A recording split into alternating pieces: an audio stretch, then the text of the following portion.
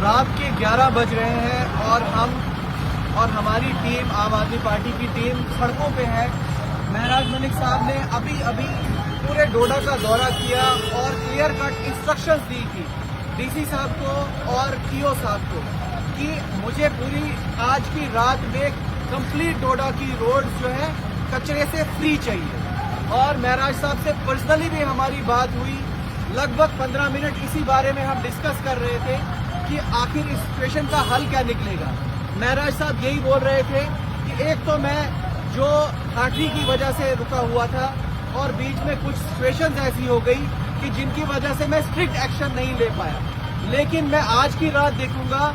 अगर आज की रात भी कोई भी फाइनल सोल्यूशन नहीं निकला तो मैं कल स्ट्रिक्ट एक्शन लूंगा इस मामले में। लेकिन खुशकिस्मती की बात यह है कि डिपार्टमेंट्स ने रातों रात काम शुरू कर दिया है, म्युनिसिपल काउंसिल ने रातों रात काम शुरू कर दिया है और आप जैसा कि देख रहे हैं, ये देख लीजिए कचरे की सफाई जो है स्टार्ट हो गई है फाइनली। तो महराज साहब ने अभी पूरे डोडा का इस टाइम कंप्लीट डोडा का राउंड मारा। राउंड मारने के बाद पूरी हालात का जायजा लिया। जायजा लेने के बाद उनकी हमारे साथ बात हुई। वो ये बोल रहे थे कि हम अभी तक ये भी देख रहे थे कि कहाँ है वो सिविल सोसाइटी डोडा की, आखिर वो कर क्या रही है। क्या उनको सिर्फ क्रिटिसिज्म के लिए आगे आना होता है? क्या उनको सिर्फ तनकीद बराए तनकीद के लिए आगे आना होता है कि ऐसे कामों के लिए जिसके लिए सिविल सोसाइटी बनाई जाती है, जो कि काम है सिविल सोसाइटी का, कहाँ है वो अपोजिशन की पार्टीज इस वक्त जो सिर्फ तनकीद करती है, जो सिर्फ फेसबुक पे और सोशल मीडिया पे सिर्फ अपना ये जो है कमेंट्स पास करती हैं। कहाँ है वो इस वक्त ये कचरे के वक्त, इस वक्त रात हो या दिन हो। हमने पर्सनली ईओ साहब से मीटिंग की, हमने डीसी साहब से मीटिंग की और फाइनली अब जाके आप देख लीजिए डोडा में इस जगह पे अभी सफाई हो गई। अब ये दूसरी जगह पे जा रहे हैं। मेरे साथ जो है फिरोज भाई जुड़े हुए हैं, दानिश भाई जुड़े हुए हैं, रफीक है। फिरोज भाई, आप कुछ बोलना चाहेंगे? जी, अभी महराज साहब ने जैसे आपने कहा दौरा किया और जायजा लिया पूरी सिटी का, और जायजा लेने के बाद ईओ मैम से बात की, डीसी साहब से बात की और इस वक्त यहाँ काम शुरू हुआ है। अभी टाइम लगभग 11 साढ़े 11 के आसपास में है और काम जारी है। उम्मीद है कि सुबह तक शहर की सारी जो गंदगी है साफ हो जाएगी। काम शुरू हो चुका है और मुझे राहत की उम्मीद लग रही है कि लोगों को राहत मिलेगी, जो कूड़ा कचरा है साफ हो जाएगा। हम लोगों को अब कंप्लेंट्स आनी शुरू हो गई थी कि बच्चे बीमार होना स्टार्ट हो गए हैं और अब इसमें बहुत ही ज्यादा आप समझ लीजिए कि अब कोई ऑप्शन नहीं बचा था। घरों के अंदर स्मेल आ रही थी, दुकानों के अंदर मक्खियों ने बुरा हाल कर दिया था और दुकानों के अंदर रहना मुश्किल हो गया था, खड़ा होना मार्केट में मुश्किल हो गया था। अब होपफुली देखिए महराज साहब ने भी क्लियर कट मैसेज दे दिया है कि जो आपके परमानेंट एम्प्लॉइज हैं उनका ऑप्टिमम यूज करिए, उनको छुट्टी पे नहीं जाने दीजिए जब तक ये स्ट्राइक चल रही है और उनका मैक्सिमम यूटिलाइजेशन लीजिए। और हमें उम्मीद है कि कल सुबह तक एटलीस्ट कम से कम जो मेन रोड्स हमारी हैं ये सब क्लियर होंगी। गलियों का भी इंशाल्लाह हम बहुत जल्द जो भी है अजाला करेंगे, जो भी प्रॉब्लम्स को सोल्यूशन निकल पाएगा गलियों का भी बहुत जल्दी करेंगे।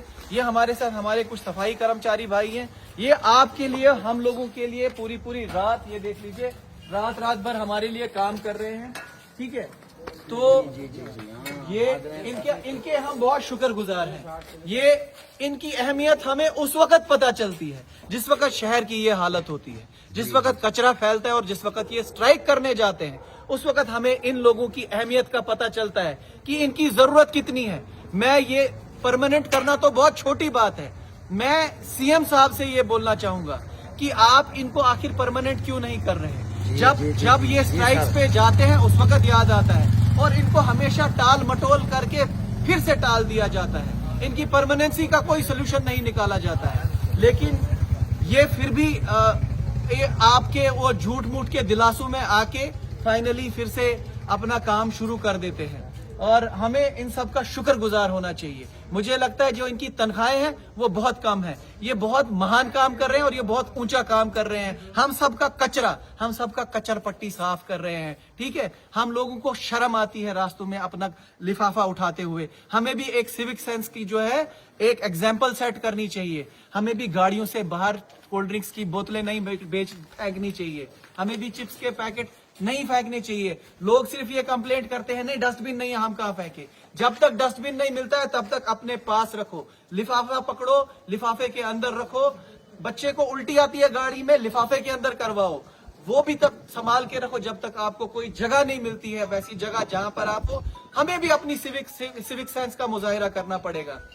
अब आप लोग अपना काम कंटिन्यू कीजिए। बहुत बहुत शुक्रिया आप लोगों का। जी साहब जी, हम काम करते हैं मगर जो हमारा काम है ये बहुत गंदा है। हमारे डेली विजिट जो है वो सच्चा अपना मुतालबा कर रहे हैं। गंदा काम है ये, क्योंकि काम गंदा है। उनका मुतालबा भी सच्चा है। वो सच बोल रहे हैं कि झूठ नहीं बोल रहे हैं, क्योंकि वो भी सच्चे हैं। क्योंकि 9 हज़ारों से उनका पुरमान नहीं हो रहा है। क्या करेंगे बेचारे, वो सच्चे हैं। अगर आज 50,000 लाख रुपए भी तनख्वाह है वो भी कम है। अब 9,000 क्या करेंगे वो बेचारे 9,000 से। 9,000 से उनकी पुरमान नहीं है। से हमारी ये शुक्रगुजार है। रिक्वेस्ट रहेगी, हाँ। सीएम साहब से रिक्वेस्ट रहेगी कि जो परमानेंट एम्प्लॉइज नहीं है, अगर आप उनको परमानेंट नहीं कर सकते हैं फॉर टेम्परेरी रिलीफ, कम से कम उनकी तनख्वाह बढ़ाई जाए। तनख्वाह बढ़ानी चाहिए। कम से कम उनकी 15,000 तो तनख्वाह की जाए कि उनके घर तो चले। हम लोगों का इतना कचरा साफ करते हैं, शहरों को साफ रखते हैं, हम लोगों के बच्चों को टट्टी पेशाब उठा रहे हैं, लोगों को गंदगी से बचाते हैं, लोगों के बच्चों को बीमार होने से बचाते हैं। तो क्या वो डिजर्व नहीं करते हैं कि उनको एक, और खुद बीमार हो जाते हैं हमारा गंदगी साफ करते करते। अभी हमारा 1.5 शेर भरा हुआ है। अगर हमने हो तो वो 1.5 शेर कैसे साफ होगा। अगर वो 1.5 शेर हम साफ कर रहे हैं तो ये मुतालबा कुछ न कुछ हाल होना चाहिए उनका भी, डेली विजूम का। क्योंकि वो भी बेचारे 9,000 से क्या पुरमान करेंगे। क्योंकि उनको भी कुछ न कुछ उनका मसला हल कीजिए, जिससे उनका कुछ मुतालबा। चलो उनकी तनख्वाह ही बढ़ा दो, अगर पक्का नहीं करोगे तो तनख्वाह तो बढ़ाओ, चाहे उनके बाल बच्चे भी दाल फुल्का अच्छी तरह से खाएंगे। बस इतना हमें शुक्रगुजार हैं हम शुक्रिया। अपने सेम